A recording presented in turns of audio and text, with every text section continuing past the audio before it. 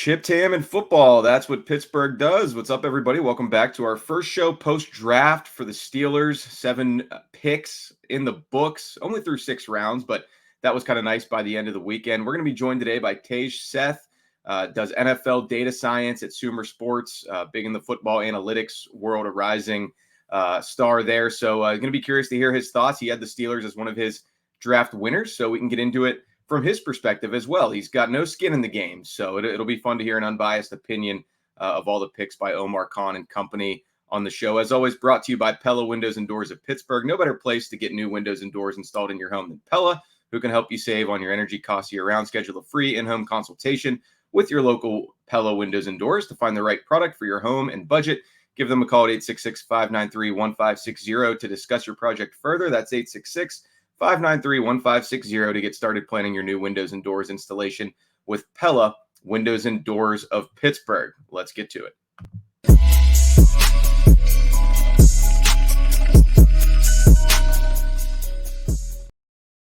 All right, there he is, Tej Seth of Sumer Sports. We've had your boss, I guess, on before, Eric Eager. He's been on the show, and we love what you guys do over there. So looking forward to chatting with you about the Steelers. How's it going, man? I heard you were also out in Detroit for the draft. It sounds like you had a pretty good time, and you were telling me a little bit off air about what Steelers fans can expect if the draft comes here in a couple years as expected in 2026.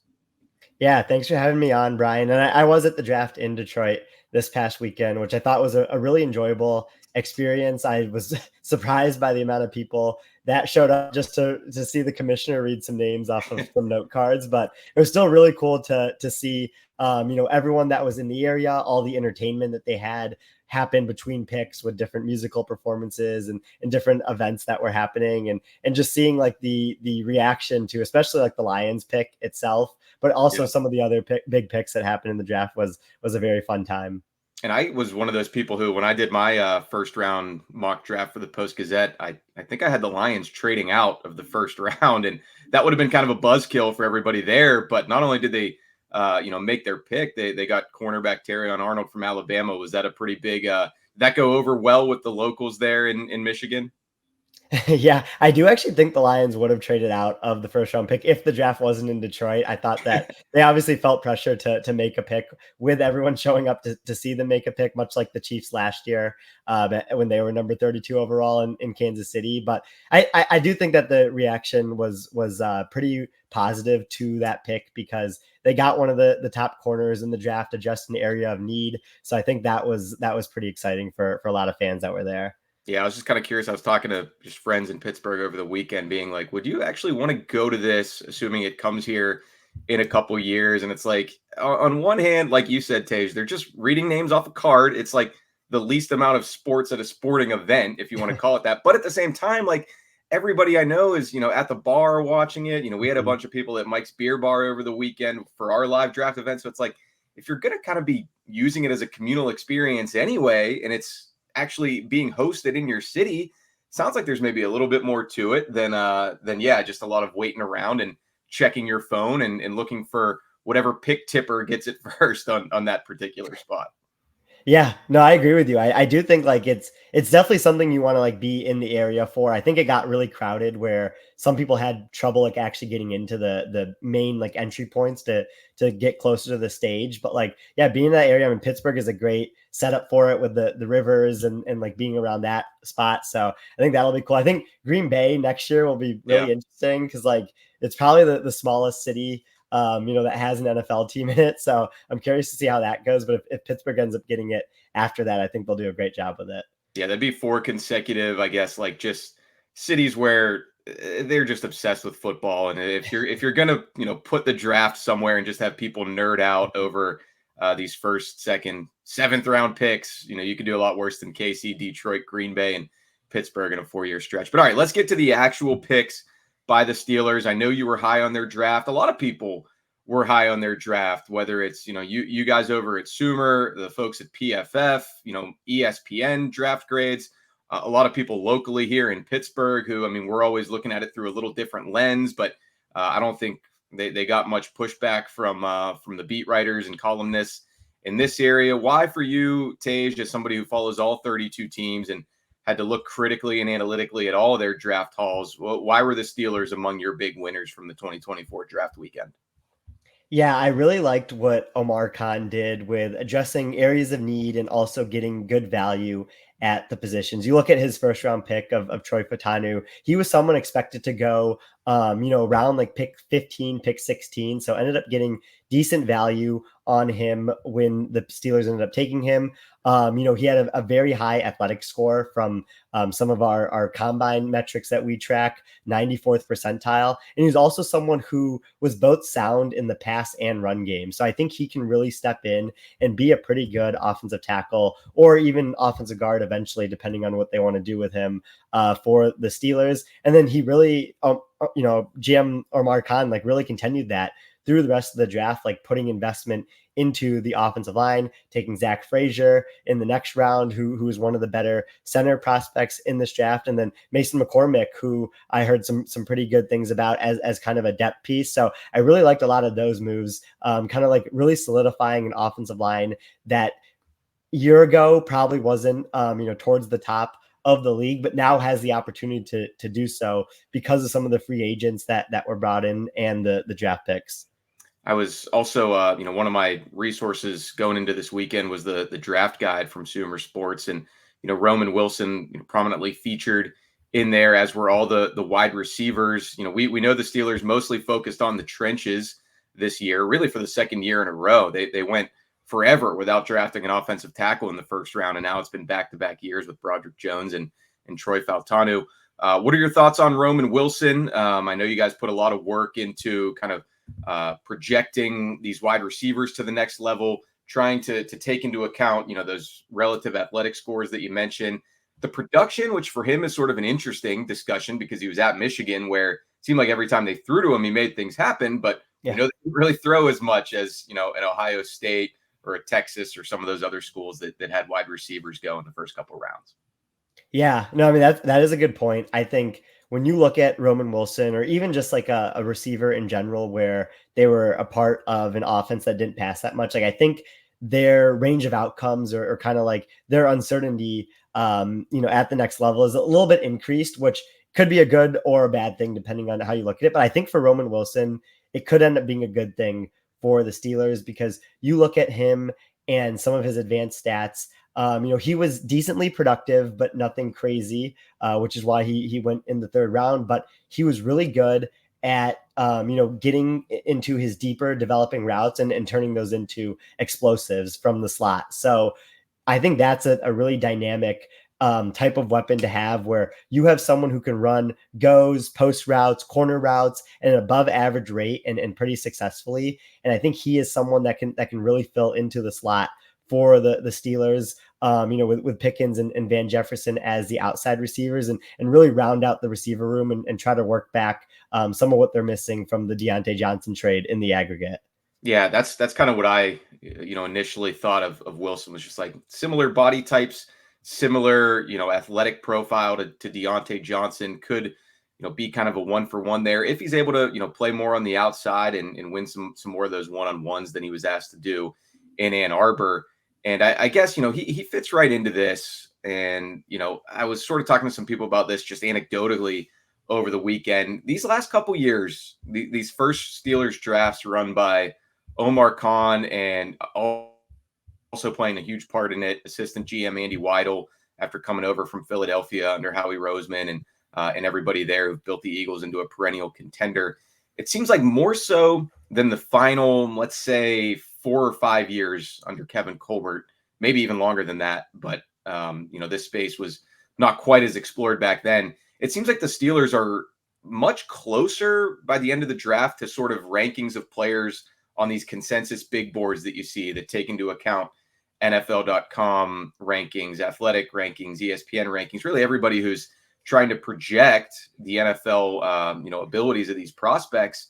It seems like there's less, we always get into these words. Some people love them, some people hate them. It seems like there are less reaches by the Steelers and more steals. And I think probably if you could put a poster child of the Steelers 2024 draft class on that, it would be second, third rounder from NC State, 98th overall, Payton Wilson.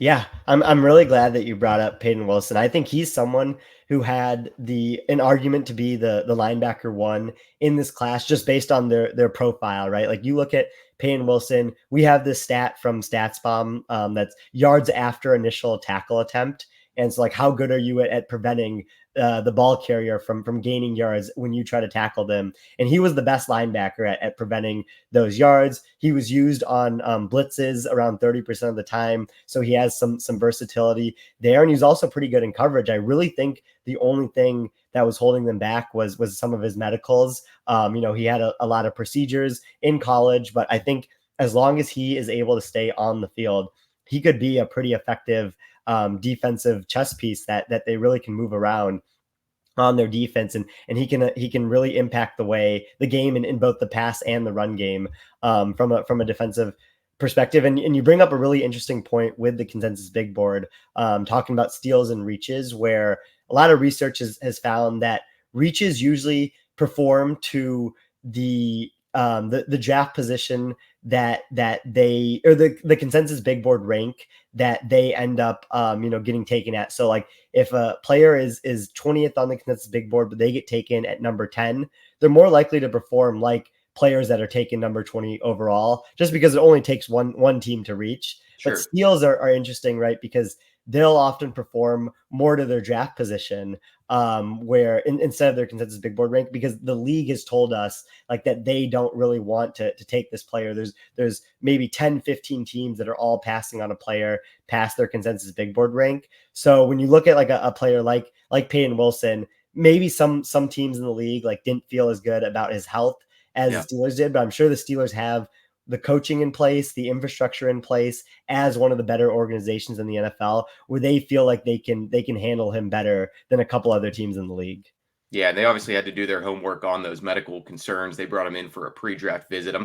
I don't know off the top of my head, but I bet Payton Wilson was probably a popular pre-draft visitor because teams wanted to get their own docs and their own medical people to look at that rap sheet of injuries going back to 2018 in Raleigh at NC State. So yeah, I mean that is an interesting thing to me because as you put it, like it only takes one team to believe in a player, overdraft him, quote unquote, because maybe there's a risk reward or a ceiling quotient there. And then, the flip side of that, if a player's got some of those concerns that whether they're medical, character, or whatever, and teams are just taking them off their board entirely, there's still a risk reward, but it seems like that reward's hitting more than the risk for the quote unquote steals in these drafts. And I just think back to like 2018 Steelers taking Terrell Edmunds in the first round, where he was projected by a lot of boards as third or fourth round pick.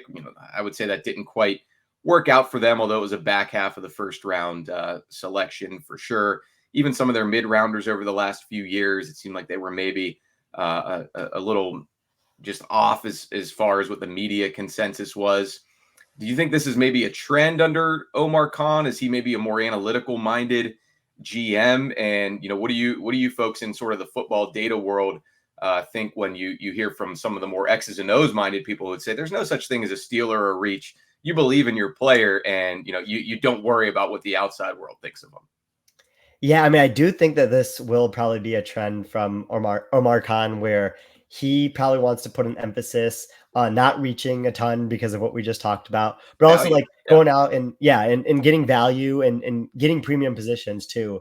I think is also something. Yeah, I was going to say the Steelers also drafted Naji Harris in 2021 in the first round, which I don't think we're going to see too many of those first round running backs going forward unless the league sort of pivots back to that direction. But that was a pick, Tej, that was lampooned by a lot of people here in Pittsburgh for being just not a very forward-thinking move at the time. Right. And yeah, I mean, I do think that like, even though Naji Harris had a pretty good year last year, like you'd probably go back and do it differently again if you were Pittsburgh in that situation.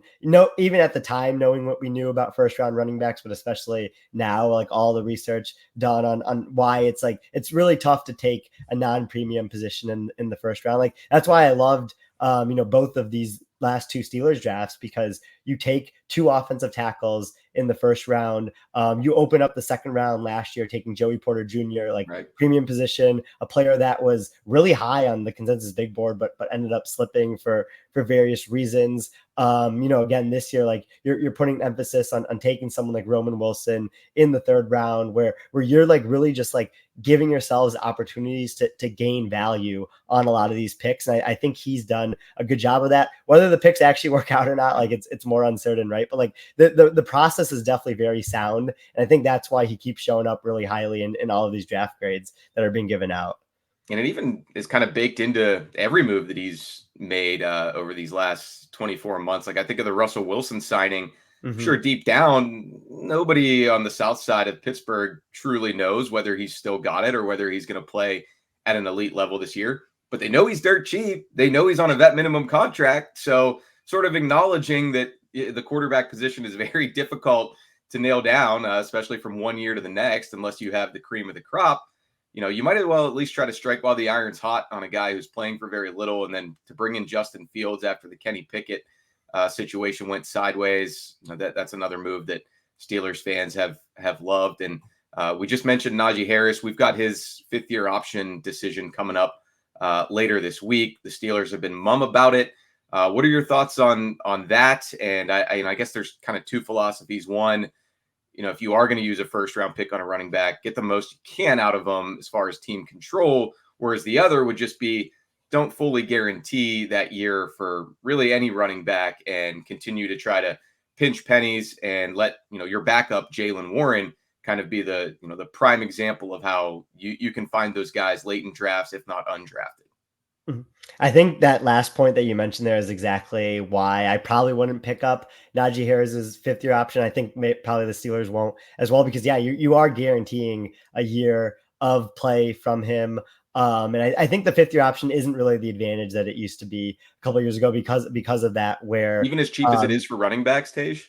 Yeah, like I still think that when you're still putting fully guaranteed year, it kind of limits like what you can do with the contract, right? Like I think what the Packers did with Jordan Love last year, where they gave basically what was his fifth-year option, but you could spread a little bit of the money around. You could have a little bit of flexibility with it. Like that could be an option where you can maybe spread out his signing bonus and tack a void year onto it and do various things to kind of make sure you're not dedicating that much guaranteed money to your running back room. But I think, like you mentioned, like Jaylen Warren has been very efficient, in more of a limited sample size for the Steelers. I would like to see what he looked like with another rookie running back in 2025 and going forward, where you end up taking a running back next year in the third, fourth round, like we saw a lot of these guys go this year, like a Jalen Wright type or those types of players. And I think that would be a pretty good and dynamic running back room.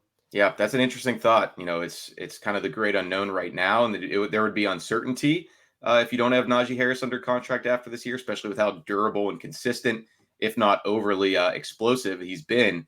But yeah, I mean, you're going to have some of those picks to use next year, and the colleges are always kind of cranking out those guys who have the size and speed, and you can get them at a much cheaper price than they did just a few years ago with Naji himself. Well, hey, Tej, before I let you go, I'll just kind of give you the floor. Is there anything else you want to weigh in on as far as the Steelers specifically, or if you want to just kind of tell people where they can find more of your work with Sumer Sports? Yeah, I did want to touch on one point with the quarterbacks that you brought up, because I thought it was really interesting what you said, where you go out and get Russell Wilson for the vet min, Justin Fields, don't put much trade capital into that. And I think it goes without saying they're not going to pick up his option.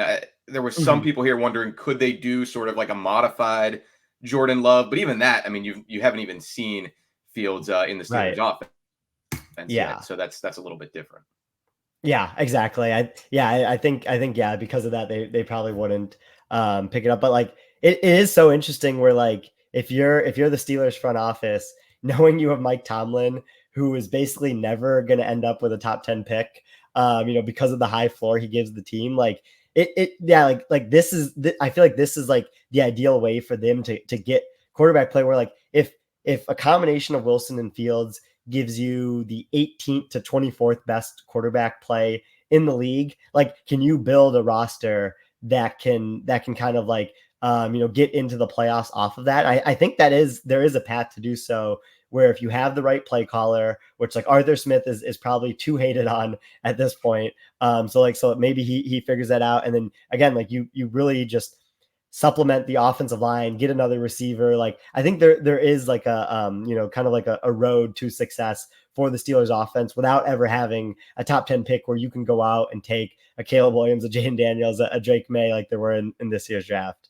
Yeah, I imagine Omar Khan just like walks into the building every day, sees Tomlin, and is just like, you are just never going to bottom out. So we're going to have to look at some different ways to do this. But that's also just been the philosophy of this organization for decades, even predating both those guys who've been here for a really long time in their own rights. So, yeah, I mean, that's been, they sort of tried to thread the needle a little in 2022 with Kenny Pickett.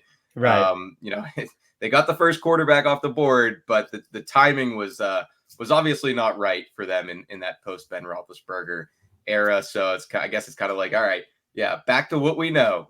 Let's try to do this a little different way. And they had Ben Roethlisberger on a very high salary for a long time, but he also always gave them a chance in the postseason. So it's always fascinating to kind of look at these new iterations of Steelers football. And I guess I kind of see them as like trying to maybe follow that 1920 Titans model, or, for a more modern example, could they be the 49ers light if those guys give them Brock Purdy type of quarterback play? And, obviously Arthur Smith no one's going to accuse him of being Kyle Shanahan, but that general idea of building up the roster around the QB and, seeing if that can take you really far in the postseason.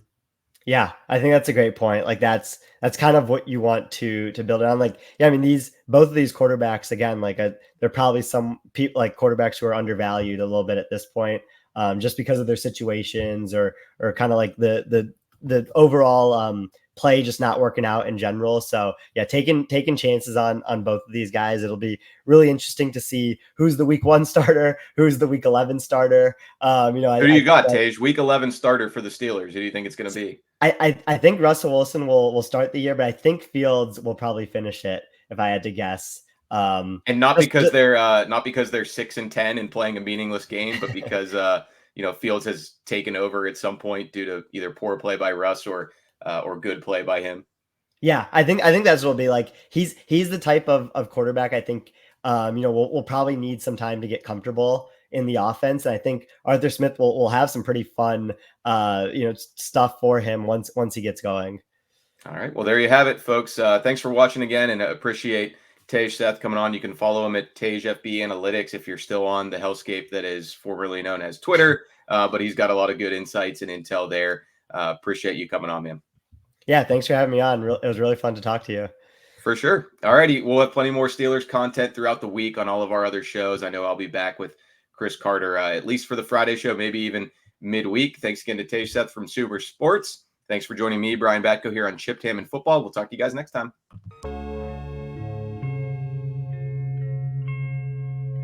Thank you for checking out this content from Post-Gazette Sports. If you watch this video on YouTube, please like the video and subscribe to our channel. For all of the sports coverage the Post-Gazette has to offer, visit post-gazette.com.